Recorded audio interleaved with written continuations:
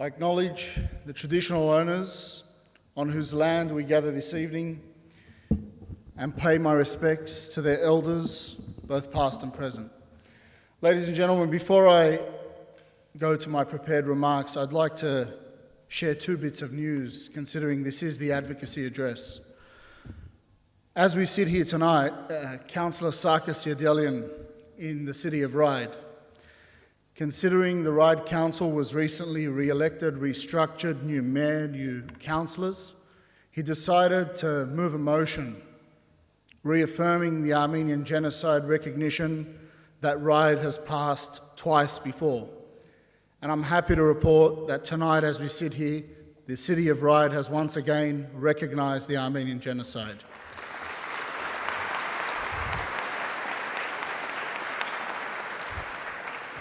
Secondly, many of you would have watched on Saturday evening when a TV version of Children of a Genocide, a film that is directed by Haig Kayserian, an Armenian Australian filmmaker, was shown on ABC TV's Concourse program on Saturday evening. We've just got the ratings numbers in for that evening, and thanks to his efforts, the efforts of the Armenian National Committee and a lot of people who supported that film, 142,000 Australians watched it and learned our history.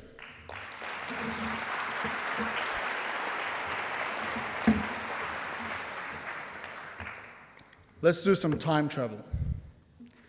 The year is 1972. The song topping the charts is American Pie. The Godfather is released. Australia's Prime Minister is Gough Whitlam. And importantly, Nelson Mandela is in jail in South Africa, where the regime of apartheid reigns, which is the policy of segregation of citizens based on the colour of their skin.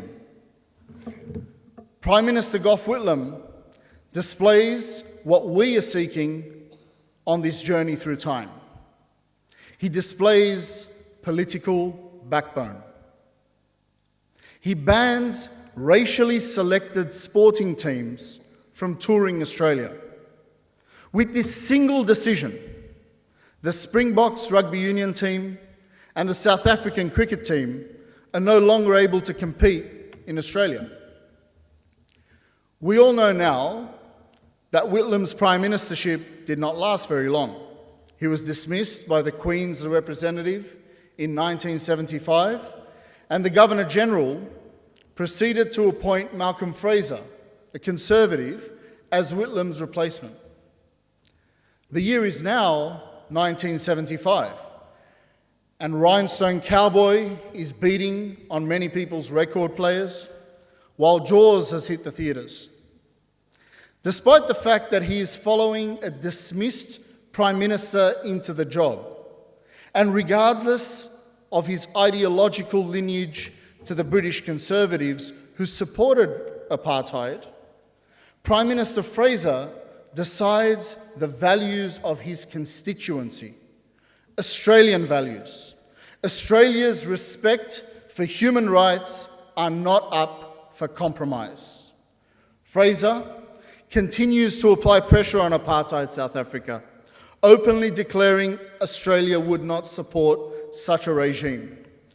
Later in his prime ministership, when the Iron Lady herself, Margaret Thatcher, became Britain's prime minister, Fraser was openly at odds with the leadership of Mother Britain about their support of apartheid South Africa.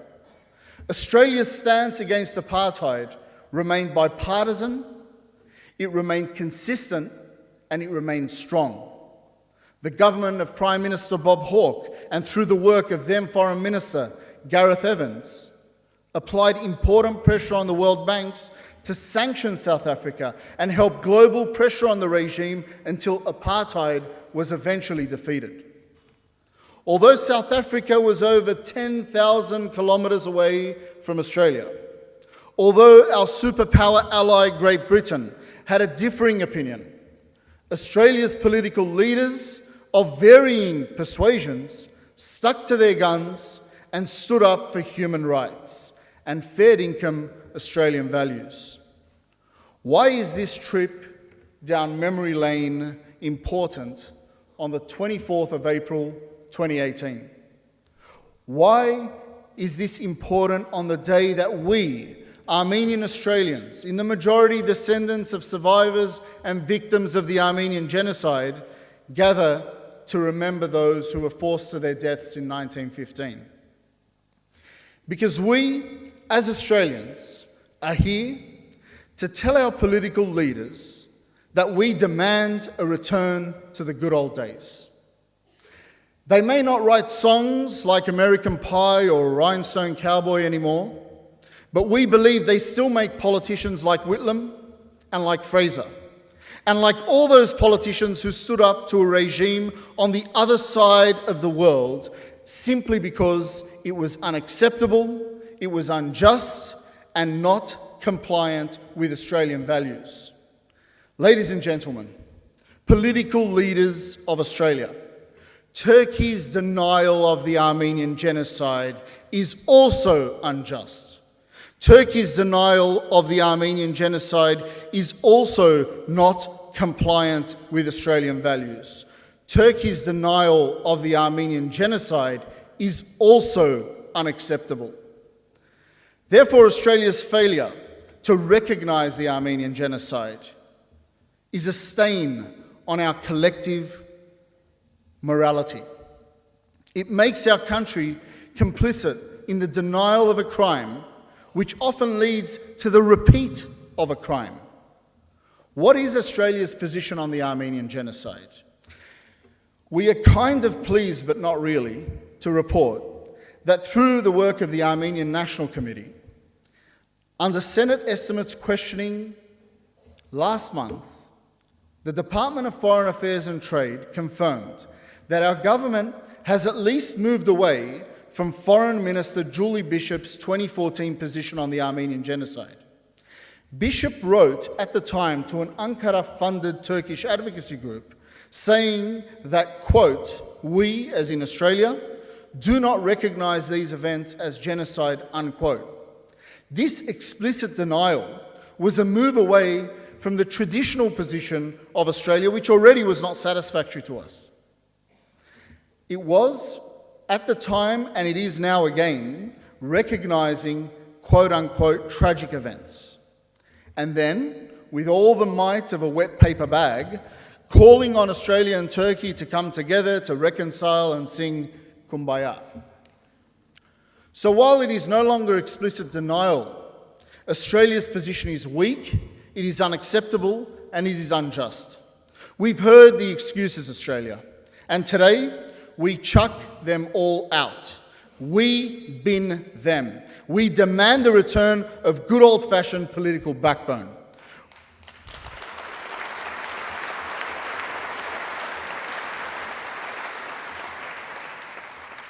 We bin that Turkey is an important ally to Australia. Allies are important, like friends, when they are genuine. Genuine allies do not bully their mates with threats of closing Gallipoli every time members of the Australian government call for the recognition of the Armenian Genocide. Genuine allies are not dictatorships. Are we to believe that Australia has a genuine alliance with a country that in the last 20 months, just in the last 20 months, has jailed 77,000 of its own citizens and detained 135,000? Are we to believe that Australia is a genuine ally with a country that has shut down 189 media outlets, arresting 319 journalists along the way to firing 6,000 academics and 4,500 judges or prosecutors? We bin that. We also bin that Australia thinks Turkey and Armenia should resolve their differences. Please. Prominent Turks have spoken out about the Armenian Genocide. We've seen some of the slides tonight. They have subsequently been charged under Article 301 of the Turkish Penal Code for quote-unquote insulting Turkishness. Turkey has an economic and diplomatic blockade against Armenia. Turkey enables its brother Azerbaijan with resources, supplies, and other support to continue its illegal murders across the border of freedom-loving Armenian citizens of the Republic of Artsakh. How can Armenia talk to such a country to resolve this issue? Sorry, Australia. We bin all of these excuses. It is time. It is time to make a stand. It is time for political backbone, as remembered during our travel through time. It is time we recognise what our Anzacs witnessed and what those who came before us provided relief for and reported on. It is time that Australia recognises the Armenian Genocide.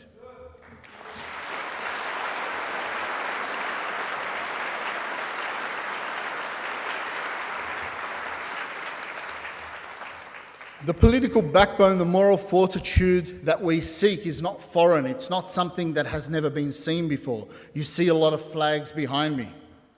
We've actually seen political figures around the world display the courage, the moral fortitude like Fraser and Whitlam did with South Africa, with the Armenian Genocide.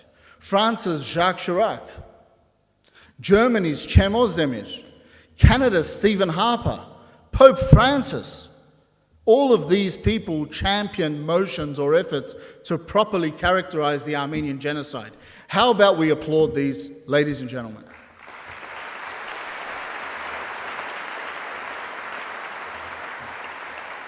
The political backbone and the moral fortitude that we seek has also been displayed here in Australia.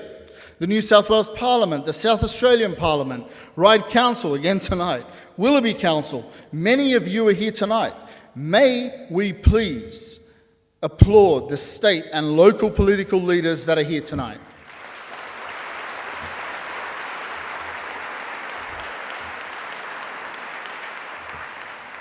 And while Australia's federal parliament has not yet recognised the Armenian Genocide, individual members of parliament have.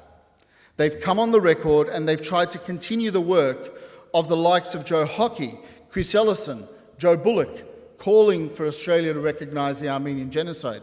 We thank Trent Zimmerman. We thank Joel Fitzgibbon, Christina Keneally, Tim Wilson, John Alexander, Jason Felinsky, Julian Lisa, Paul Fletcher, Michelle Rowland, Lee Rhiannon, and a number of others who have begun to advocate for Australian recognition of the Armenian Genocide. We thank the Australian Greens. We thank the Nick Xenophon team for their party positions on the Armenian Genocide. A round of applause for Christina, for Trent, for Jason. Thank you.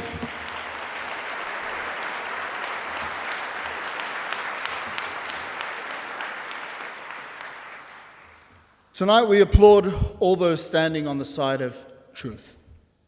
We call on those, including Prime Minister Malcolm Turnbull and Opposition Leader Bill Shorten, to put Australia first. Let Australians write this line in Australia's foreign policy and stop kowtowing to a foreign dictatorship. Mr. Turnbull knows the Armenian Genocide to be fact. It is time he recognises it as such as Prime Minister. Earlier, I said Australia's failure to recognise the Armenian Genocide is a stain on our collective morality. It is time we wash this stain out. Let's remember 1972. Let's remember 1975. Let's act now with backbone, so in 20 years' time, in 30 years' time, they remember 2018. Let them, on another travel in time, say the year is 2018. Something by Ed Sheeran is leading the charts. Netflix is this new cinema. And Australia recognises the Armenian Genocide.